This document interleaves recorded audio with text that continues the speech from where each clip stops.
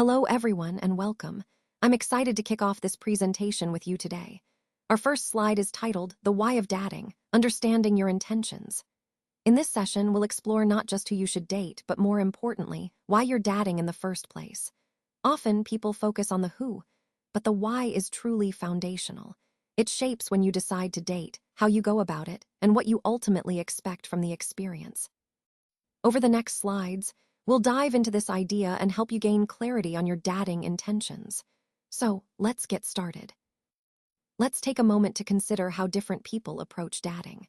For some, dating is simply entertainment, a way to have fun and socialize without any long-term expectations.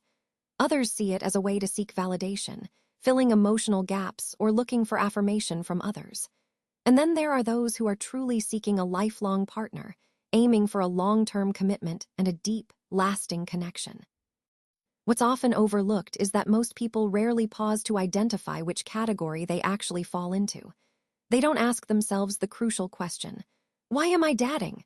Without understanding this, they risk experiencing years of heartache, unmet expectations, or wasting time with the wrong people. So recognizing your purpose is essential. Whether it's entertainment, validation, or marriage, knowing your why helps guide your actions and sets realistic expectations. This awareness is a key step in making intentional choices and ultimately finding a compatible partner. So, one of the most common reasons people date, especially when they're young, is for entertainment. It's about having fun, going out for dinner, catching a movie, engaging in social activities, or just having someone to spend time with. For women, it often feels like a gift, being invited out, treated well, taken to nice places.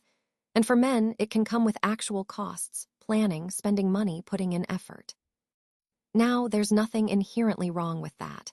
But this mindset is very much short-term, kind of like leasing an apartment. You're focusing on convenience and immediate enjoyment, not on whether this person is truly a good long-term fit or if the relationship has stability. Think about it. When you rent an apartment for just a year, you don't usually inspect the foundation closely, right? You're just there for the short term. That's similar to how most people in this entertainment stage approach dating. They don't look deeply at long-term compatibility. The real danger here is mistaking fun for commitment.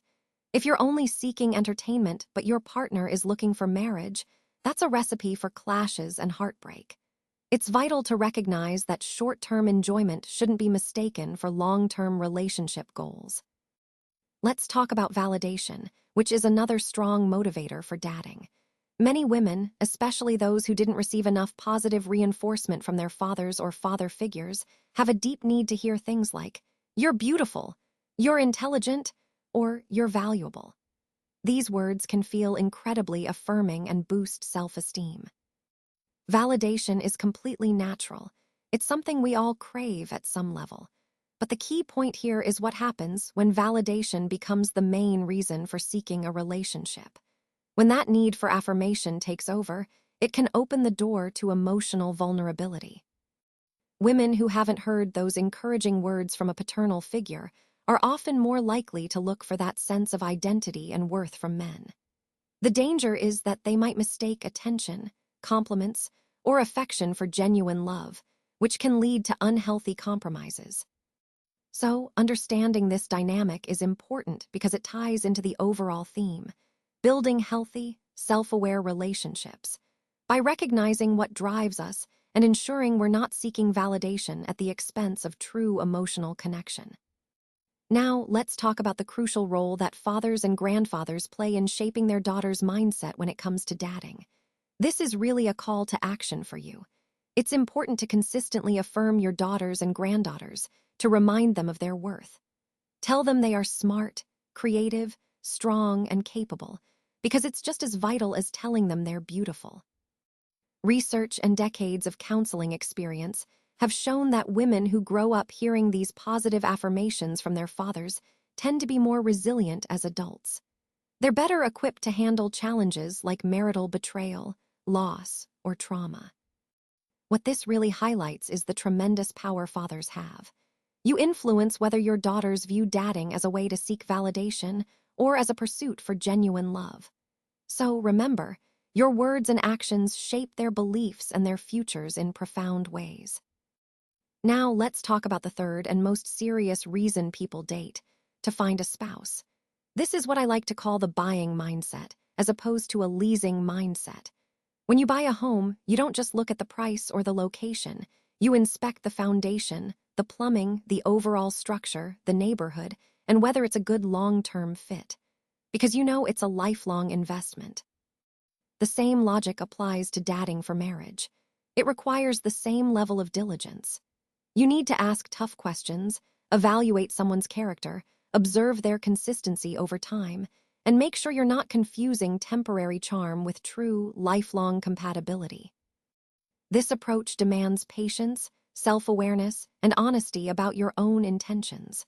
Remember, it's not just about how someone makes you feel in the moment, but whether they're truly someone you can build a future with. This long-term perspective is essential if you're serious about finding a life partner. Let's take a moment to reflect on a powerful verse from the Bible.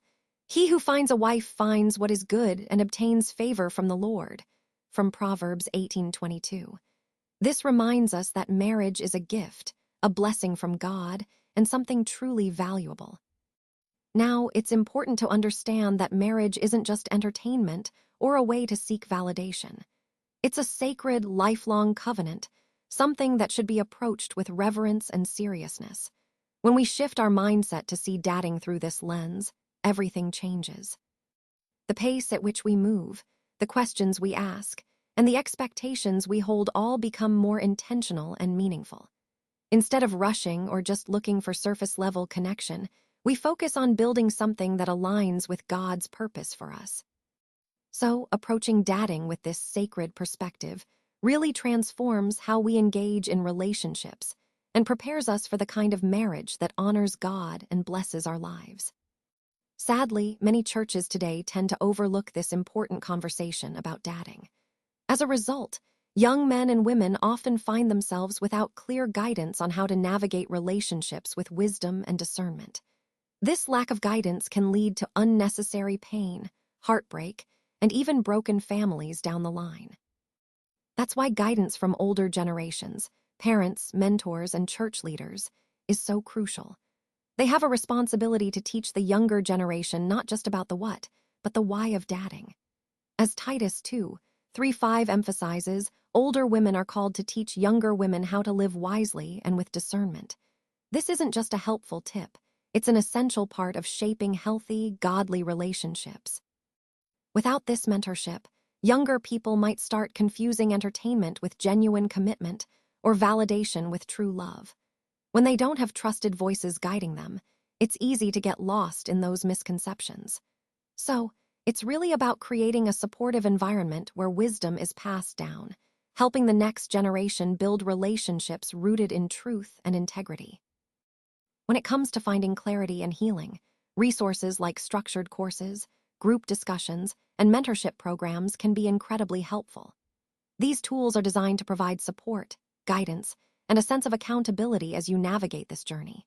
Whether you're widowed, divorced, or experiencing this for the first time as a single woman, these resources can make a real difference.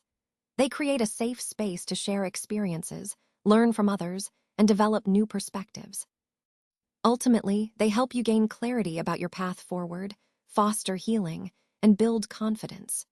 Connecting these resources to our overall theme, they remind us that we don't have to go through this alone. Support and growth are available at every step. So, as we wrap up, I want to emphasize that the way you approach dating really shapes the experience you have. If you're dating mainly for entertainment, you might enjoy some short-term fun, but don't expect it to lead to anything deep or meaningful. On the other hand, dating for validation can give you quick boosts of confidence, but it also carries the risk of heartbreak if those affirmations are fleeting. Now, if your goal is marriage, yes, the road might be tougher, more discernment, more patience, but the potential reward is a long-term love and partnership that's truly fulfilling.